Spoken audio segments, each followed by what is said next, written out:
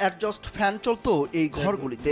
Fan বন্ধ হলেই কান্না আর গংনানির শব্দ শুনতে পাওয়া যেত। আর কিছুক্ষণ, আজ থেকে গোটা বিশ্ব আয়নাঘরের সব ছবি দেখবে। অন্য এক পোস্টে এখানে বন্দী ছিলেন মাইকেল চাকমা। তিনি মাইকেল চাকমার বক্তব্য তুলে ধরে বলেন, প্রথম যে দুটো রুম দেখা যাচ্ছে ঠিক এই রুমগুলোর মধ্যে ১১৩ নম্বর সেল, যেটি একেবারে বাথরুমের পাশে, এবং সেলের ভেতর ঢোকার সময় বাম সাইডের কোনায় একটি সিসি ক্যামেরা ২৪ ঘন্টা চালু থাকে। এই সেলে আমি প্রায় ২ বছর বন্দী ছিলাম।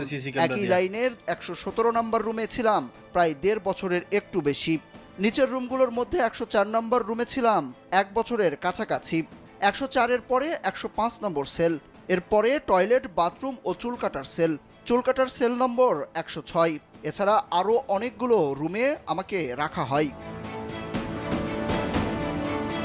আয়নাঘর পরিদর্শন শেষে আওয়ামী লীগ শাসনামলকে আয়ামে জাহেলিয়াতে